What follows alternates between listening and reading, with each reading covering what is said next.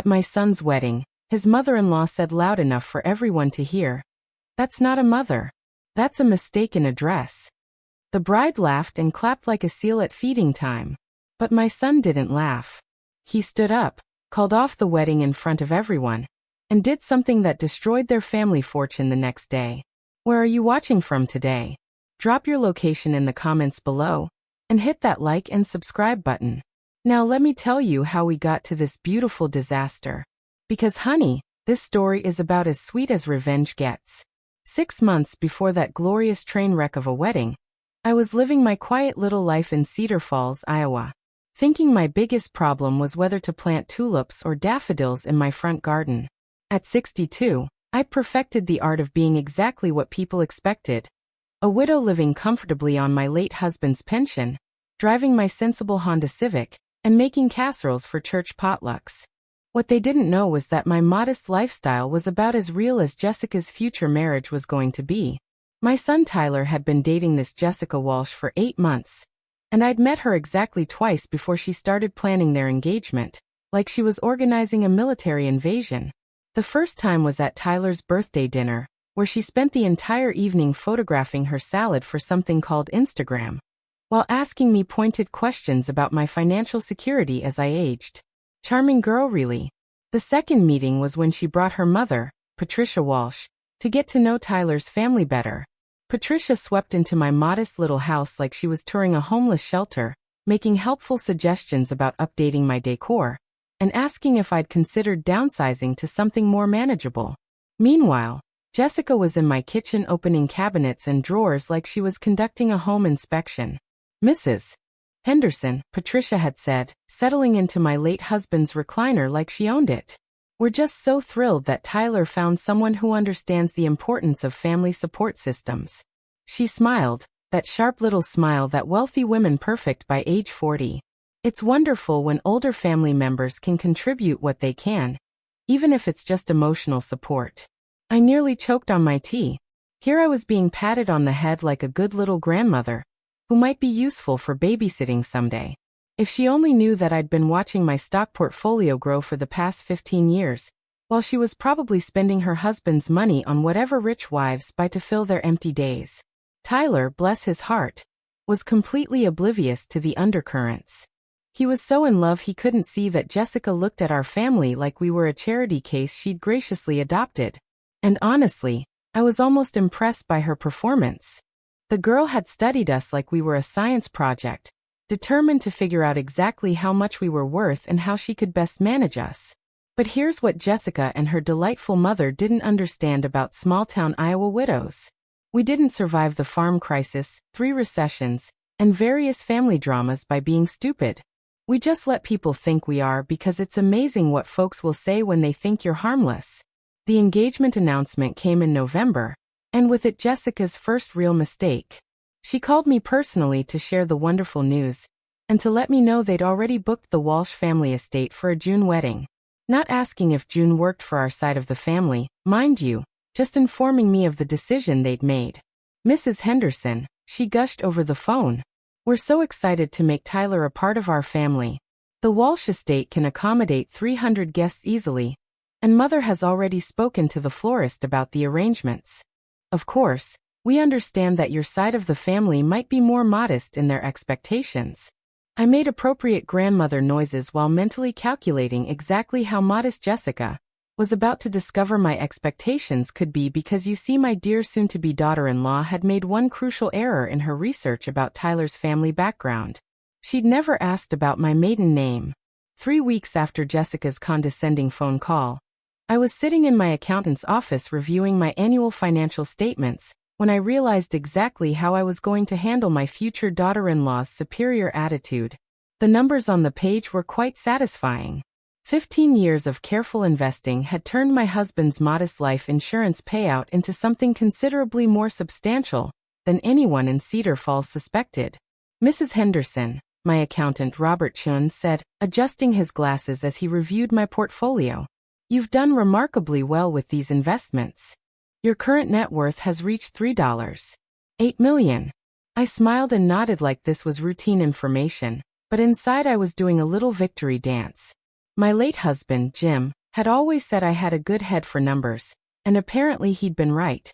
While everyone assumed I was living on his pension and Social Security, I'd been quietly building a fortune that would have made Jessica's mother soil her designer panties.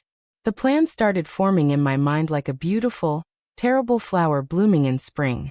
Tyler called that afternoon, voice bright with excitement.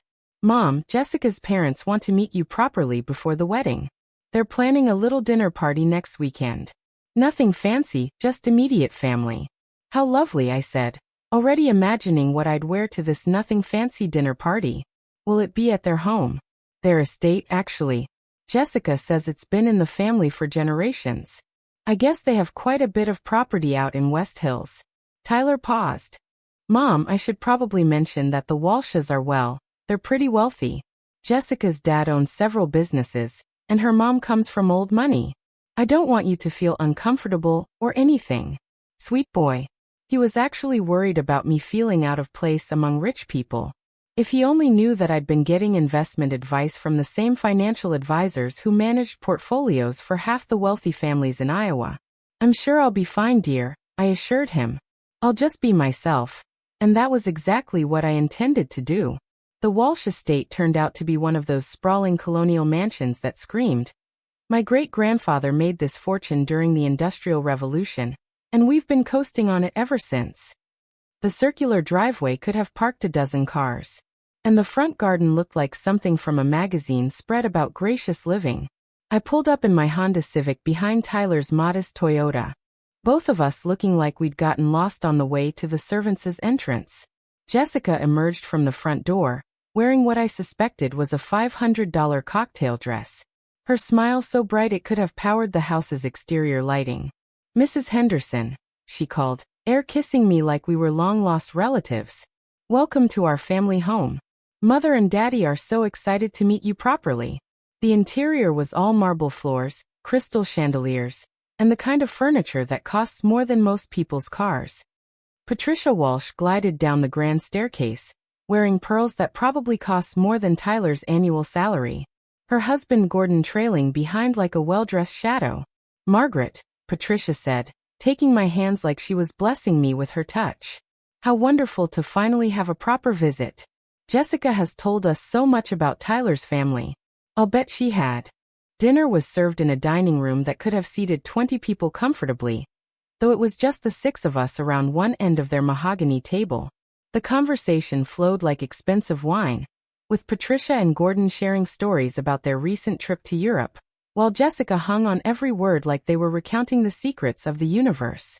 "We just adore traveling," Patricia explained, cutting into what I suspected was very expensive steak. "Last year we did the Mediterranean, and this spring we're planning something special for Gordon's 60th birthday. Perhaps a private villa in Tuscany." "How lovely," I said, taking a sip of wine that probably costs more per bottle than most people spend on groceries in a week. "Travel is so broadening." Jessica leaned forward eagerly. "Mrs. Henderson, Tyler mentioned you've never been outside the Midwest. We were thinking that after the wedding you might enjoy visiting us when we take trips, as family." The condescension was so thick you could have cut it with the silver butter knife sitting beside my plate. Here they were generously offering to include the poor little small-town grandmother in their glamorous lifestyle, probably expecting me to weep with gratitude at their charity. "That's very thoughtful," I replied, wondering how they'd react to learning that I'd been considering buying a vacation home in Florida with my investment returns.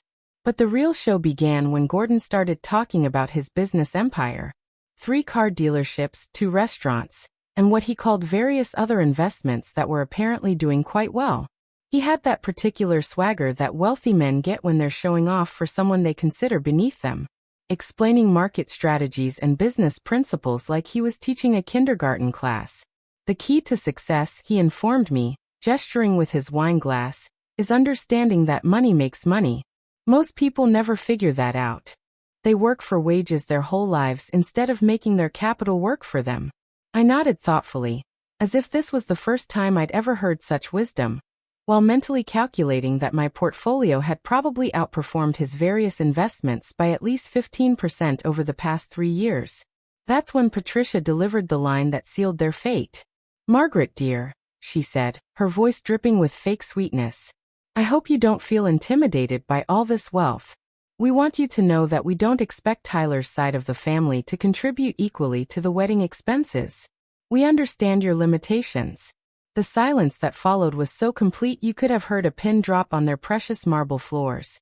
The moment Patricia Walsh finished explaining my limitations to me, I felt something shift inside my chest. It was like a door slamming shut on the last 15 years of playing the humble widow, and another door opening onto something much more interesting. How considerate of you, I said, setting down my wine glass with what I hoped was appropriate gratitude. I wouldn't want to overextend myself financially. Tyler looked mortified, and I almost felt sorry for him. The poor boy had no idea he was about to become collateral damage in what was shaping up to be the most educational experience the Walsh family had ever encountered. Jessica jumped in quickly, probably sensing the temperature drop in the room. What Mother means is that we want everyone to be comfortable. We've already handled the major expenses, and we understand that different families have different circumstances. Different circumstances, right? Gordon nodded sagely like he was solving world peace. The important thing is that we're all family now. Money shouldn't come between family members. Easy for him to say considering he just spent 10 minutes bragging about his net worth while explaining basic investment principles to the simple widow, like I'd never heard of compound interest.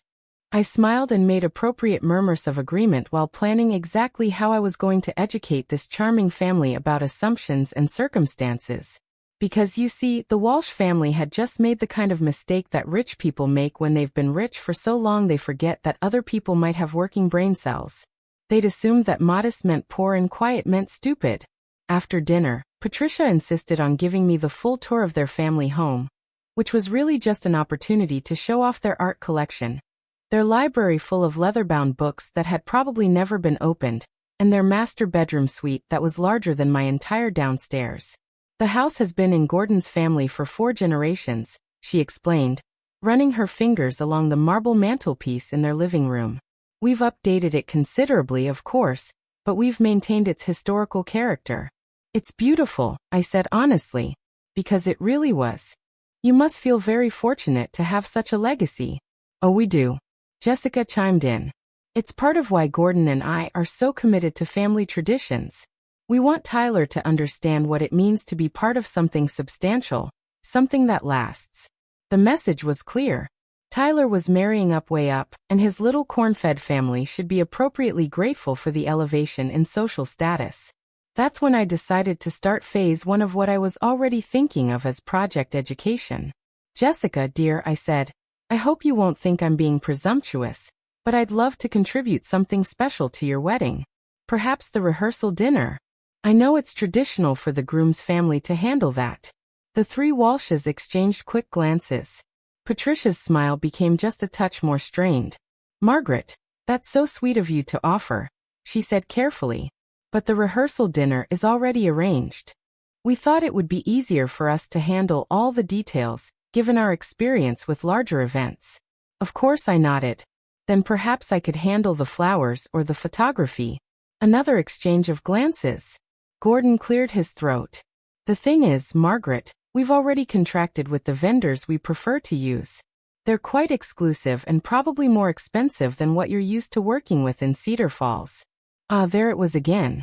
The gentle but firm message that my small-town budget and small-town vendors weren't up to Walsh family standards. I understand completely, I said, and I did.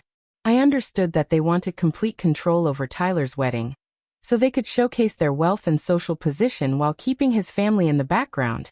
Like embarrassing relatives you had to invite, but hoped wouldn't embarrass you too much. What they didn't understand was that they just handed me the perfect opportunity to demonstrate exactly what Margaret Henderson was capable of when properly motivated. Well then, I continued sweetly, perhaps I could give Tyler and Jessica a wedding gift instead, something that might help them start their new life together. Jessica's eyes lit up like a slot machine hitting jackpot. I could practically see her calculating how much the poor widow might be able to scrape together for a wedding gift. That would be lovely, Mrs. Henderson, she said. Honestly, just having your blessing means the world to us. Your blessing? Like I was the village elder bestowing wisdom on the young couple, instead of Tyler's mother who'd raised him alone for the past 12 years, and deserved a little more respect than being patted on the head and told to stay in my lane. I smiled, my most grandmotherly smile, and made mental notes about guest lists and seating arrangements, and exactly which reporters from the Cedar Falls Gazette might be interested in covering what was going to be the social event of the year. Because Jessica Walsh was about to learn that there's a big difference between being humble and being harmless. And Gordon Walsh was about to discover that some people understand making money work for them better than he'd ever imagined. But first, I had some research to do and some phone calls to make. Starting with my investment advisor, who was going to be very surprised by my request to liquidate certain assets for what I was going to tell him was a family wedding gift. Phase 1 of Project Education was about to begin. The morning after my enlightening dinner with the Walsh family, I sat in my kitchen with my laptop and a fresh cup of coffee, beginning what I like to think of as my due diligence research. If Gordon and Patricia Walsh wanted to play the wealthy family superiority game, I figured I should understand exactly what kind of wealth I was dealing with. What I found was interesting. The Walsh family business empire, while impressive sounding, was built on some surprisingly shaky foundations. Gordon's 3-car dealerships were heavily leveraged, with 2 of them showing declining sales over the past 18 months. His restaurants had mixed reviews and what appeared to be significant debt. The various other investments he bragged about seemed to consist mainly of some rental properties and a small stake in a local shopping center that was losing tenants to the new mall outside town. The house, while beautiful, was mortgaged to roughly 70% of its current value. Patricia's old money appeared to be more like old debts. Her family's fortune had been significantly reduced by her father's gambling problems and her brother's series of failed business ventures. The Walsh family was wealthy, certainly wealthier than most people in our area, but they were what my financial advisor would call house rich and cash poor. They had assets, but they also had substantial monthly obligations and what appeared to be a lifestyle that required constant cash flow to maintain. This information made me smile in a way that probably wasn't very Christian. But I'd stopped worrying about being perfectly Christian around the time Patricia Walsh explained my limitations to me. I called Tyler that afternoon to check in about wedding plans and to fish for a little more information about his future in-laws. "Mom, I have to ask," Tyler said after we'd covered the basics about guest lists and menu choices. "You seemed a little quiet at dinner last night. Is everything okay? I know the Walshes can be overwhelming." Overwhelming. That was one way to put it. "They seem like lovely people," I said carefully. "Very successful. Jessica's lucky to have grown up with such advantages." "Yeah, it's pretty intimidating sometimes," Tyler admitted. "Gordon's always talking about business deals and investment strategies. I feel like I need to take a finance class just to keep up with the conversation. Has Jessica talked about your plans after the wedding, where you'll live, career goals, that sort of thing?" Actually, Gordon offered me a position at one of his dealerships, sales manager, with the possibility of working my way up to part ownership eventually. "It's a huge opportunity, Mom. Way better than anything I could get with my current experience." I felt a chill run down my spine. Of course, Gordon had offered Tyler a job. Nothing like having your son-in-law financially dependent on you to ensure family loyalty. "That sounds generous," I said. "It is. Jessica says her dad really likes me, that he sees potential in me. The only thing is the salary is mostly commission-based to start, and they want us to move closer to town, so I can be available for weekend sales events and evening customer appointments." Closer to town. Yeah, they found this apartment complex about 20 minutes from the dealership. Jessica says it's really nice, and since I'd be making more money eventually, we can afford the higher rent eventually. Always eventually with people like the Walshes. Meanwhile, Tyler would be working for commission, living paycheck to paycheck, and completely dependent on Gordon's continued goodwill for his financial survival. "Have you signed anything yet?" I asked. "Not yet. Gordon wants to wait until after the wedding to make it official. He says it's bad luck to mix business with family celebrations. Or maybe Gordon wanted to make sure the wedding happened before he locked Tyler into an employment contract that would give him complete control over my son's future." That evening, I called my investment advisor with a very specific request. "Robert," I said, "I want to liquidate $500,000 from my portfolio. I know that's a significant chunk, but I have something important I want to do with it. There was a long pause. Margaret, that's quite a substantial withdrawal. What did you have in mind? We've talked about being careful with large expenditures that might impact your long-term security. Don't worry, I assured him. This is an investment in my son's future. I want to give Tyler and his fiancée a wedding gift that will really set them up for success. What I didn't tell Robert was that the gift was going to set them up for success in ways that Jessica and her family would never see coming. Because while the Walsh family had been busy being condescending and superior, I'd been researching more than just their financial situation. I'd also been looking into Gordon's business practices, his competitors, and the local commercial real estate market. And I'd found something very, very interesting. The shopping center that Gordon owned a small stake in. It was about to be sold to a development company that wanted to tear it down and build a new medical complex. The sale would happen in approximately 8 months, and current investors stood to make about 300% return on their investments. But the development company was still looking for additional investors to help fund the purchase. Investors with ready cash and a willingness to move quickly, the kind of investors who might want to buy out smaller stakeholders like Gordon Walsh before the big payday arrived. I spent that entire evening on the phone with lawyers and business managers, putting together what was going to be Tyler's wedding gift and Jessica's education and the difference between appearing wealthy and actually being wealthy. Phase 2 of project education was about to get very interesting. 2 weeks before the wedding, I was sitting in my lawyer's office reviewing papers that would have made Gordon Walsh very, very nervous if he'd known they existed. But Gordon was too busy basking in his role as the generous father-in-law, giving Tyler his big break in the car business, to pay attention to what Tyler's humble small-town mother might be doing with her time. Everything is in order, Margaret, my attorney Sarah Mitchell said, sliding the documents across her desk. The investment company is legally established. Tyler is listed as the primary beneficiary, and the initial funding is confirmed. Are you absolutely sure about this strategy? I looked at the papers that would transfer my son from Gordon Walsh's employment trap into complete financial independence, and I've never been more sure of anything in my life, Sarah. I've spent 15 years watching my investments grow while people assumed I was just another widow living on Social Security and casseroles. I think it's time Tyler learned that his mother isn't quite as helpless as everyone believes. The plan was beautifully simple.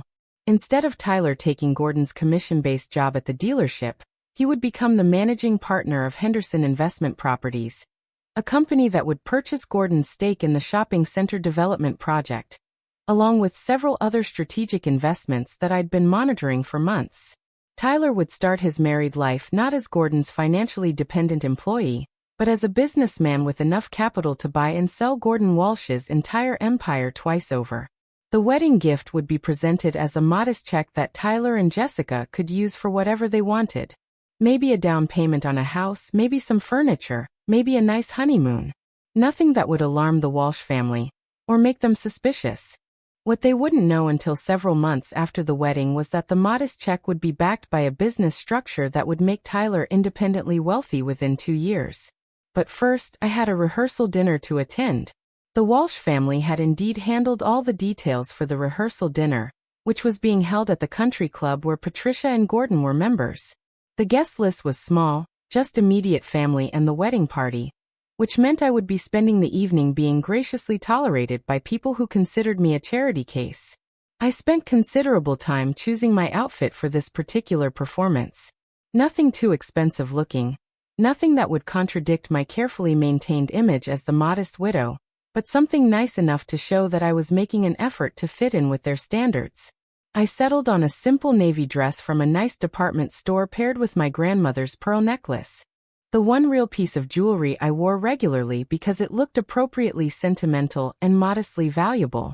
What none of them knew was that I'd had those pearls appraised years ago, and they were worth approximately $15,000.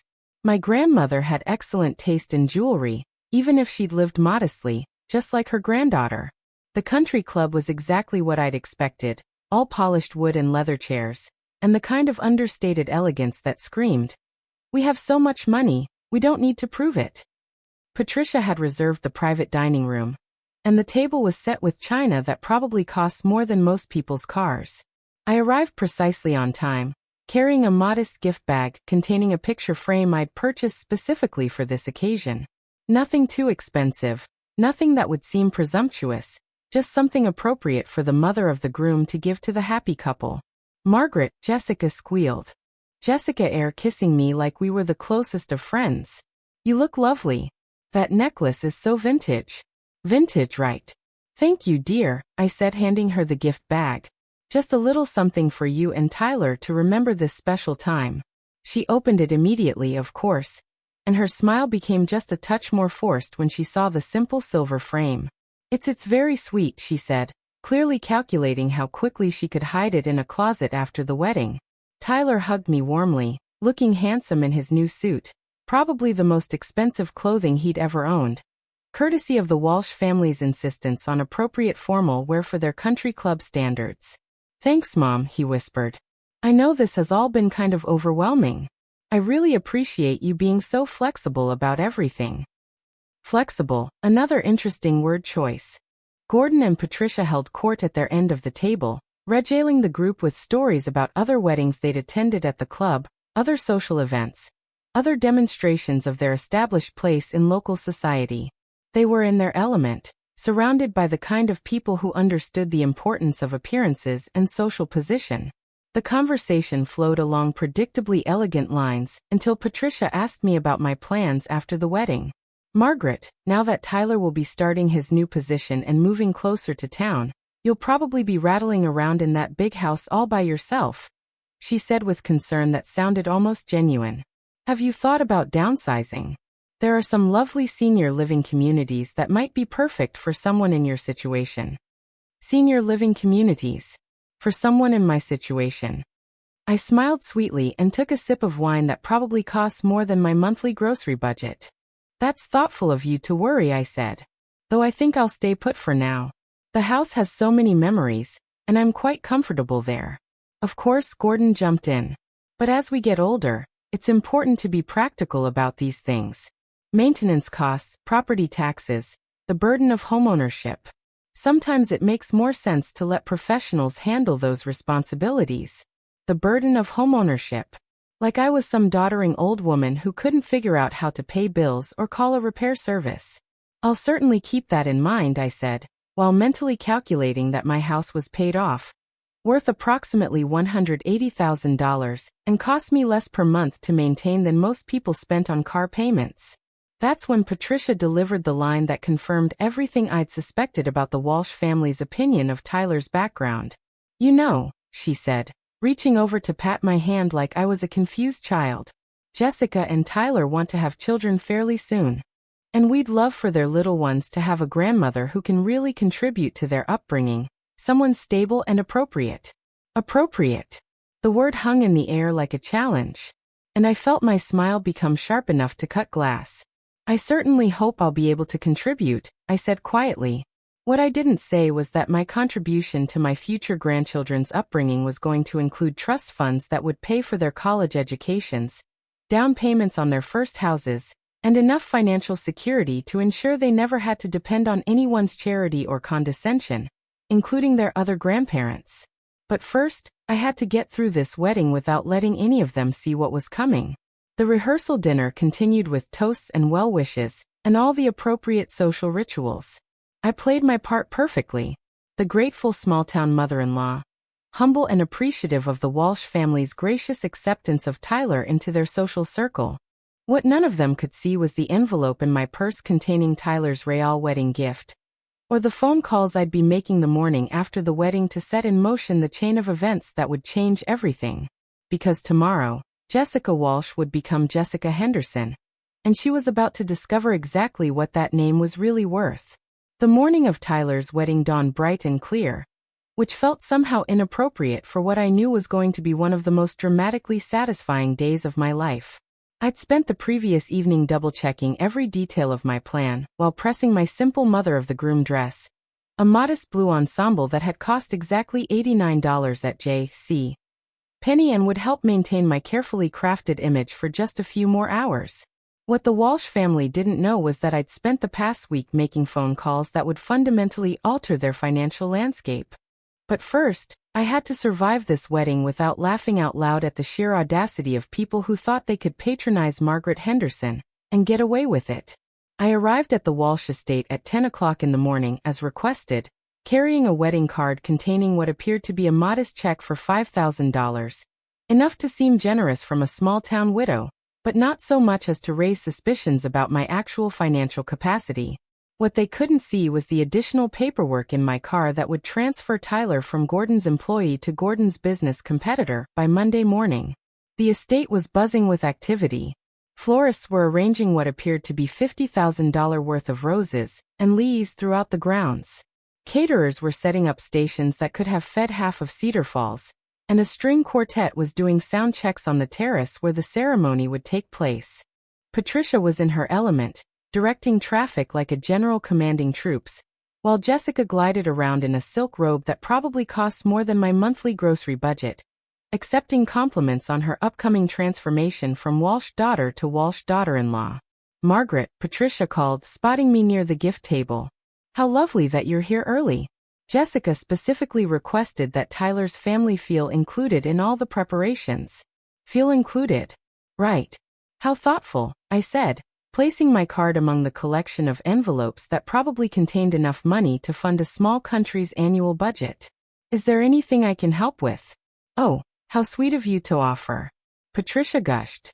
"But we have everything well in hand. Professional coordination. You understand. We wouldn't want any mishaps on such an important day." Translation: stay out of the way and let the competent people handle things. I smiled and nodded while mentally reviewing the timeline I'd established with my business managers. Phase 1 had already been completed. Henderson Investment Properties now owned controlling interest in 3 local commercial developments, including the shopping center project that Gordon thought was his retirement nest egg.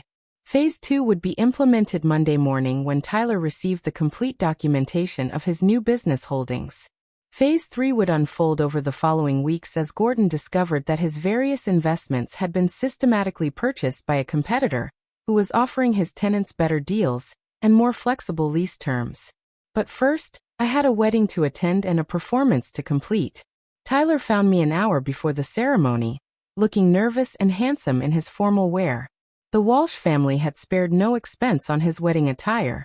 Custom tuxedo, Italian shoes, gold cufflinks that had probably cost more than he made in a month at his current job. "Mom," he said, giving me a hug that felt just a little desperate. "I'm glad you're here. This whole thing is pretty overwhelming." "You look wonderful, sweetheart," I assured him, straightening his bow tie. "Jessica's a lucky woman." "I hope so," he said quietly. "Sometimes I feel like I'm not good enough for all this, like I don't belong in their world."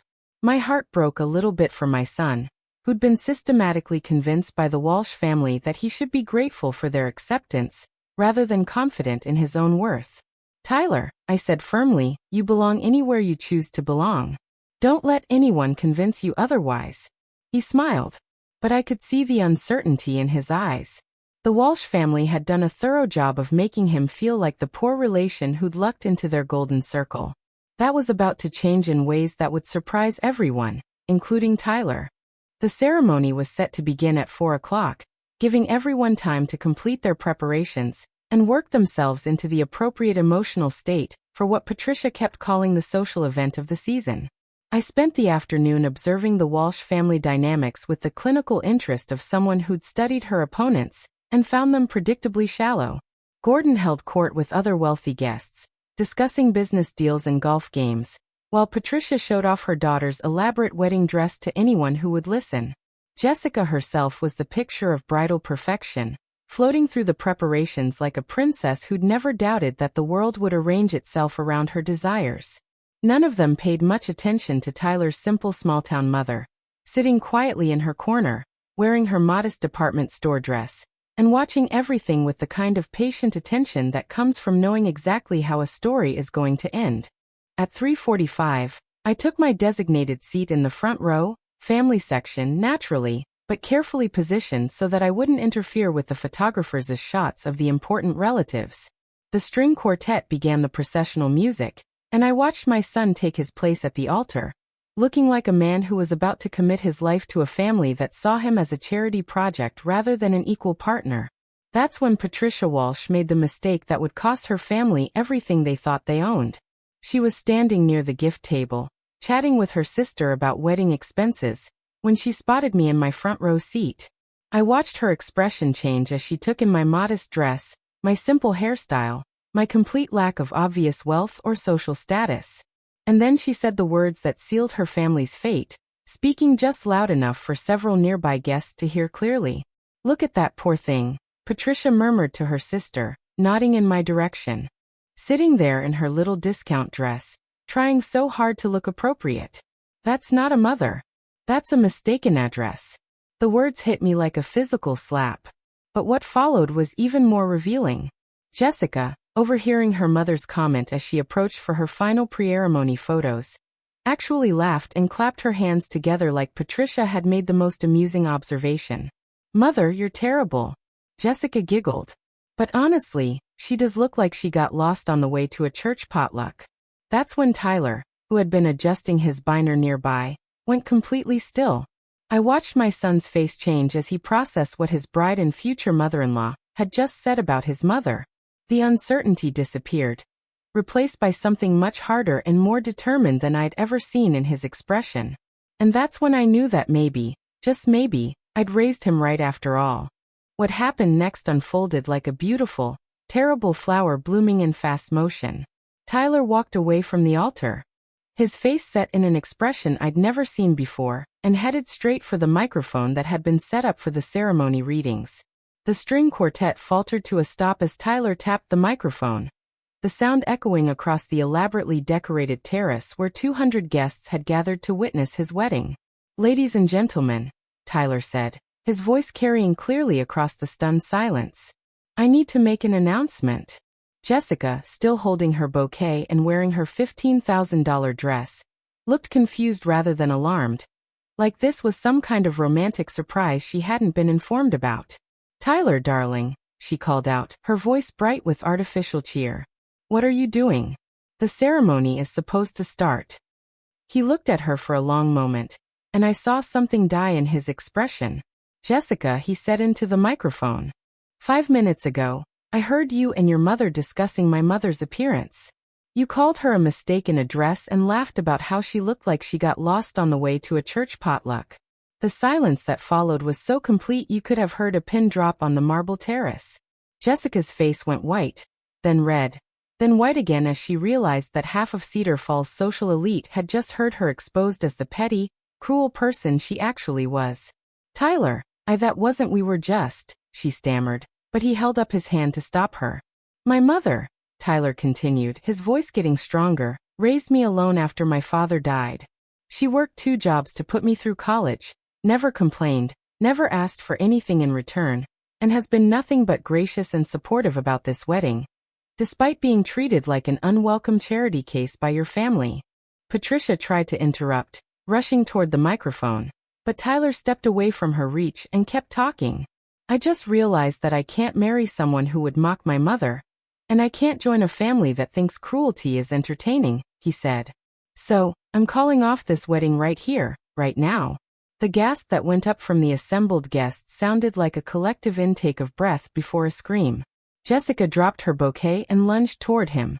"Tyler, you can't be serious. You're ruining everything over a stupid comment." "I'm serious," he said quietly, removing his binder and setting it on the gift table. "And it wasn't a stupid comment. It was who you really are when you think no one important is listening."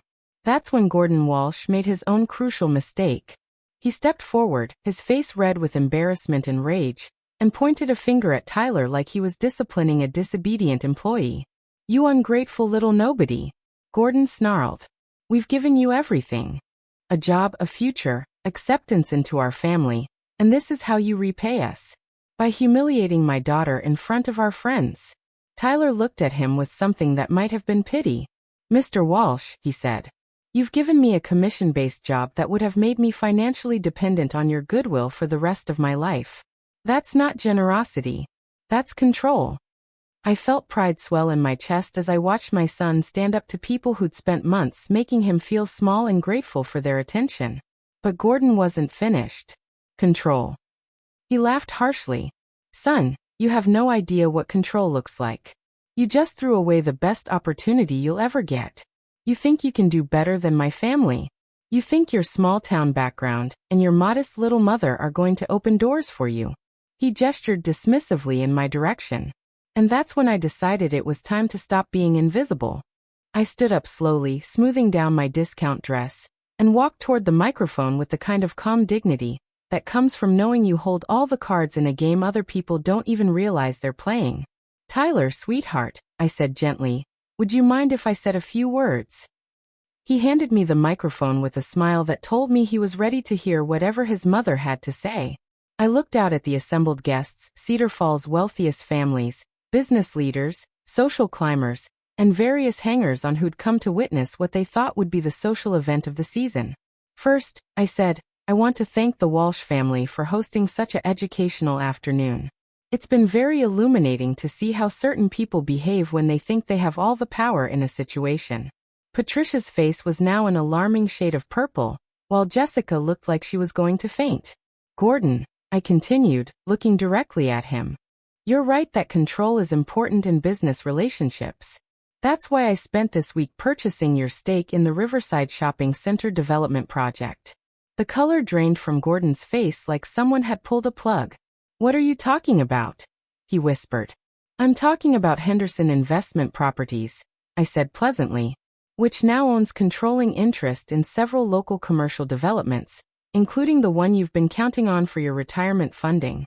I turned to address the crowd, most of whom were staring at me like I just announced I was an alien. You see, Patricia was right about one thing. I do have limitations.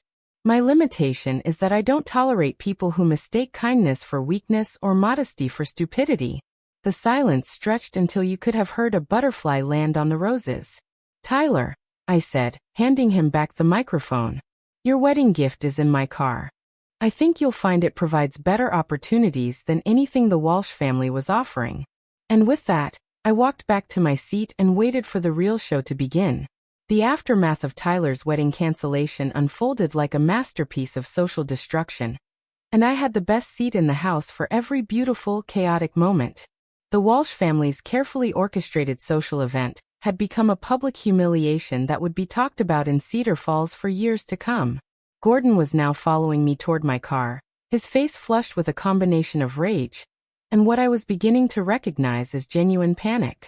The man who'd spent dinner explaining basic investment principles to the simple widow was apparently beginning to understand that I might know more about business than he'd assumed. "What exactly do you think you're doing?" Gordon hissed, catching up to me near the parking area. "You can't just make wild claims about business acquisitions. There are legal consequences for defamation."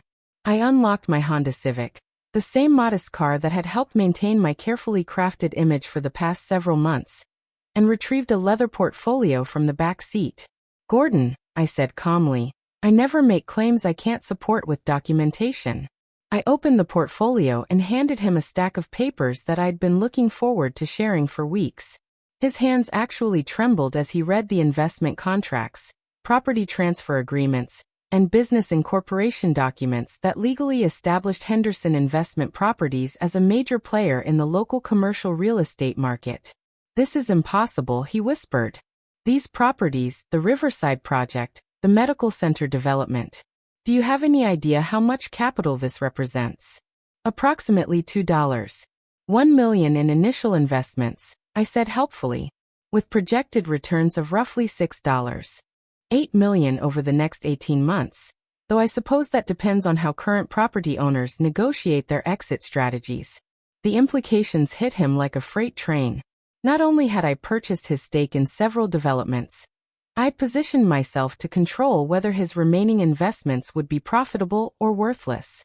Tyler had approached during this conversation, still wearing his wedding tuxedo, but looking more confident than I'd seen him in months.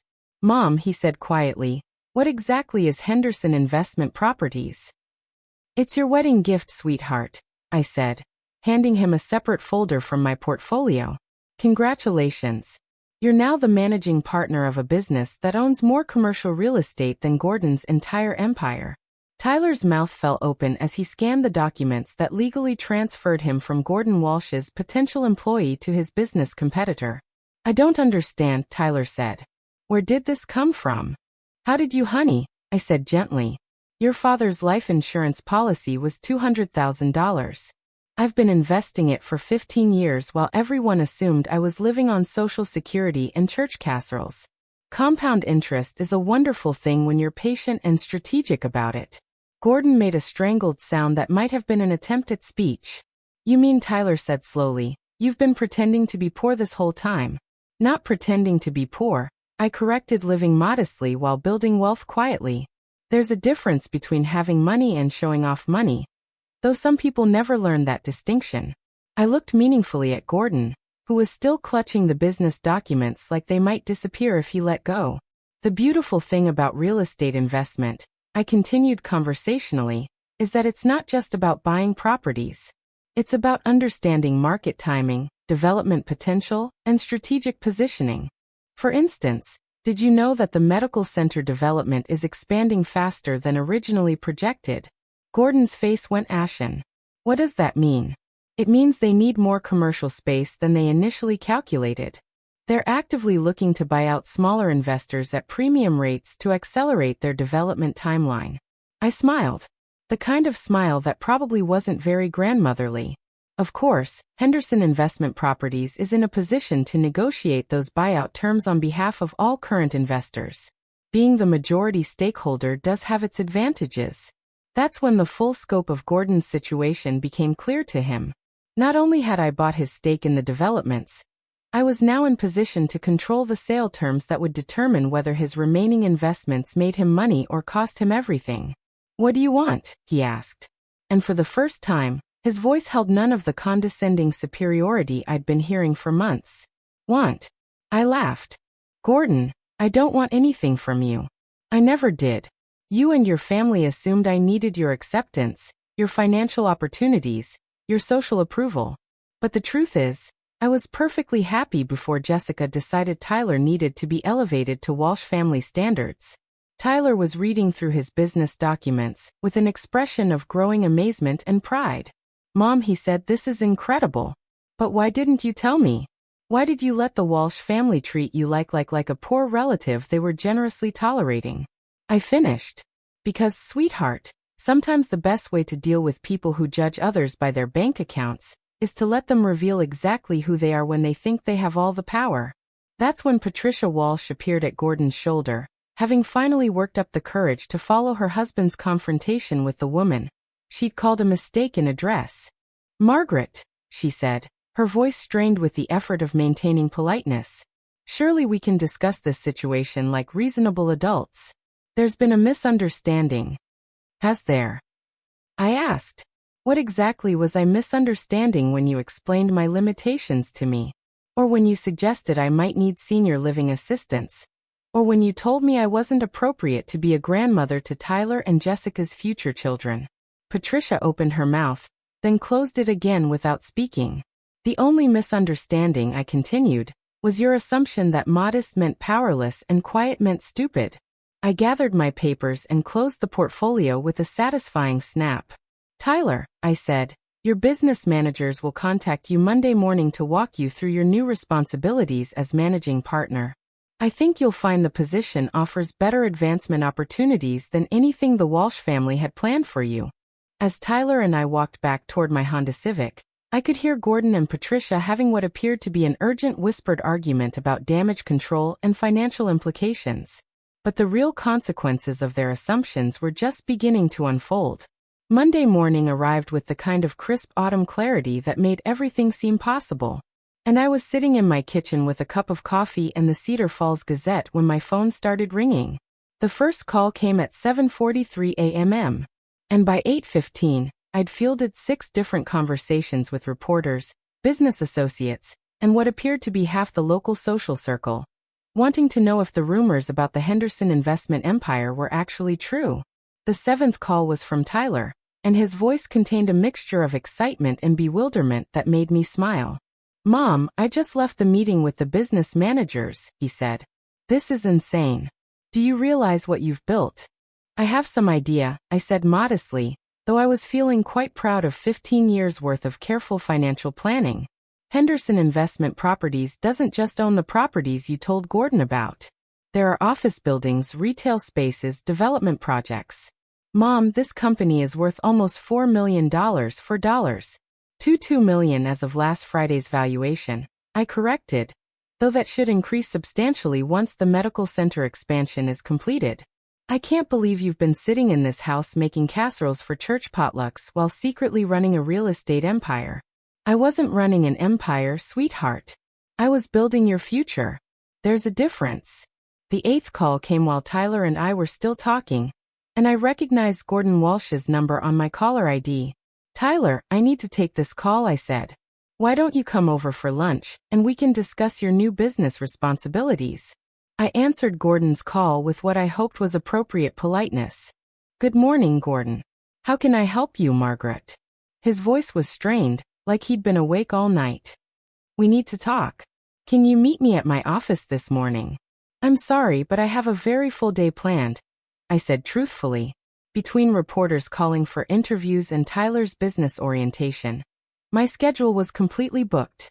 This is about the Riverside development, Gordon said urgently. There are things you don't understand about the legal implications of your acquisitions, such as the environmental impact studies that haven't been completed yet, such as the zoning restrictions that could delay the project by years, such as the financial liabilities you've just inherited by buying into these properties. I sipped my coffee and waited for him to continue. Margaret, I'm trying to help you here. These investments aren't as secure as you think they are. There are risks involved that could cost you everything. How thoughtful of you to be concerned about my financial security, I said. Just like you were concerned about my ability to handle home ownership when you suggested I move to senior living. That's not what this is about, isn't it, Gordon? You spent months treating me like a confused old woman who needed your family's guidance and protection. Now that you've discovered I understand business better than you assumed, suddenly you're worried about my financial well-being. The silence stretched long enough for me to take another sip of coffee. What do you want, Margaret? Gordon finally asked, his voice defeated. I want you to stop treating people like they're disposable based on your assumptions about their bank accounts, I said. I want your wife to think twice before she calls someone a mistaken address at their son's wedding. And I want Jessica to understand that cruelty has consequences. And if the family apologizes, if we try to make things right with Tyler, Gordon, I said gently, Tyler called off his wedding yesterday, because he finally saw who your family really is when you think no one important is watching. An apology isn't going to change that reality. So what happens now? I looked out my kitchen window at the modest house and tidy garden that had camouflaged one of the most successful investment strategies in Cedar Falls history. Now you learn to compete with Henderson Investment Properties in the local commercial real estate market, I said. I hear competition is good for business. Margaret, please. We can work something out. Some kind of partnership arrangement. Our families don't have to be enemies. We're not enemies, Gordon. Enemies would require me to consider your family important enough to actively oppose. What we are is competitors. I heard him take a shaky breath. The Riverside project, he said. The medical center buyout.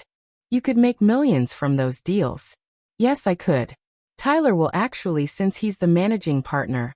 And my stake in those projects will be worth whatever Henderson Investment Properties decides to offer when we negotiate the consolidated sale to the medical center. Market rates, of course. Though market rates can vary significantly depending on how motivated sellers are. The implications hung in the air between us like a sword suspended by a thread. How motivated do I need to be? Gordon asked quietly. That's when I realized he still didn't understand what had actually happened. He thought this was about money, about business negotiations and profit margins. He thought I'd built a real estate empire to compete with his wealth. Gordon, I said, this was never about your money. This was about respect. Your family spent months making Tyler feel like he should be grateful for your acceptance. Like he wasn't good enough for your daughter. Like I wasn't appropriate to be in your social circle. But we welcomed Tyler into the family. You offered him a commission-based job that would have made him financially dependent on your continued goodwill. You planned to control his future by controlling his income. That's not, yes it is. And when you discovered that Tyler's mother wasn't the poor widow you assumed, Your first instinct was to threaten me with legal consequences and try to manipulate me with warnings about financial risks. I finished my coffee and set the cup down with a soft clink. The difference between us, Gordon, is that I spent 15 years building wealth to create opportunities for my son. You spent years using your wealth to control other people. Margaret, wait. Tyler is picking up his new company car this afternoon, I continued. Henderson Investment Properties provides its managing partner with appropriate transportation for business meetings. I believe he's selected something German and expensive. I could hear Gordon breathing heavily on the other end of the line. Oh, and Gordon, Patricia might want to start looking for a new venue for her charity luncheon next month. The country club lease is up for renewal, and Henderson Investment Properties just purchased the land their building sits on. I hung up before he could respond, feeling more satisfied than I'd felt in months. Phase 3 of project education was proceeding exactly as planned. 3 months later, I was sitting in the executive conference room of Henderson Investment Properties, watching Tyler conduct a business meeting with the kind of confidence that comes from knowing you own the building you're sitting in. The offices were modest but professional. I'd insisted on tasteful rather than ostentatious, because the Walsh family had taught me the difference between having power and needing to display it. The medical center expansion is ahead of schedule, Tyler was explaining to our development partners. We should be ready for the final property consolidation by early spring, which puts us roughly 6 months ahead of our initial timeline. Our lead contractor nodded approvingly. The Henderson Group's approach to project management has been impressive. Having all the properties under unified ownership eliminated most of the coordination problems we usually face with multiple stakeholders. I smiled from my seat at the back of the conference room. The Henderson Group Tyler's idea for branding our various business holdings had grown beyond even my initial projections. What had started as my revenge against the Walsh family's condescension had evolved into a legitimate business empire that was transforming commercial development in our area. Mrs. Henderson, the contractor continued, your initial vision for coordinated development has saved us approximately 18 months of negotiation and permitting delays. The efficiency gains alone have increased the project's profitability by roughly 30%. Thank you, I said, though Tyler deserves the credit for implementation. I'm just the founding investor, which was true, though it didn't capture the full satisfaction of watching my son grow into a businessman who could buy and sell Gordon Walsh's empire twice over. After the meeting ended and our partners left, Tyler and I sat in his office reviewing the quarterly financial reports that showed Henderson Investment Properties was now worth approximately $7.8 million and growing. Mom, Tyler said, I still can't believe you planned all this while letting everyone think you were just the modest widow making casseroles. The casseroles were real, I pointed out. I do actually enjoy cooking for church events, but the rest of it, the 15 years of investment planning, the business strategy, the timing of the Walsh family take-on. You orchestrated all of it. Not all of it. Jessica's cruelty was entirely her own contribution to the situation. Tyler leaned back in his executive chair, a much nicer piece of furniture than anything Gordon Walsh had in his downsized office space across town. Speaking of Jessica, he said, I heard she and her mother moved to Patricia's sister's house in Des Moines. Apparently, the Walsh family finances were more precarious than anyone realized. I made sympathetic noises, though I wasn't particularly surprised. When Henderson Investment Properties had bought out Gordon's stakes in various developments, we'd paid fair market value, but fair market value for a motivated seller facing potential bankruptcy was considerably lower than what Gordon had probably hoped to receive. And Gordon's still running the car dealerships, but I heard he had to sell the estate. They're renting something much smaller now. Tyler paused. Do you ever feel bad about how things worked out for them? I considered the question seriously. Did I feel bad that the Walsh family had lost their social status, their financial security, and their sense of superiority over other people? I feel bad that they chose to treat people with cruelty and condescension. I said the financial consequences were their own choices. I simply gave them the opportunity to compete in a market where their assumptions about other people's capabilities turned out to be wrong. Mom, can I ask you something? Of course. Why didn't you ever remarry? With your intelligence, your financial acumen, Your ability to build all this, you could have had any life you wanted. The question caught me off guard because it touched on something I rarely allowed myself to think about. Tyler, I had the life I wanted. I had you. I had meaningful work. I had financial security and the freedom to make my own choices. Not everyone needs a partner to feel complete. But weren't you lonely? Sometimes, I admitted, but loneliness is temporary. Self-respect is permanent. I'd rather be lonely than settle for someone who didn't value what I had to offer. Tyler smiled, like the Walsh family didn't value what our family had to offer. Exactly like that. My phone buzzed with a text message, and I glanced down to see a note from my real estate agent. The small house I'd been quietly considering, a charming cottage near the lake with a garden perfect for someone who'd earned the right to slow down and enjoy life, had just had its offer accepted. Tyler, I said, I have some news. I'm thinking about selling the house and buying something smaller. Really? Are you sure? That house has so many memories. Good memories, I agreed. But I think it's time to make some new ones. The cottage I'm buying has a guest house that's perfect for visiting grandchildren. Grandchildren.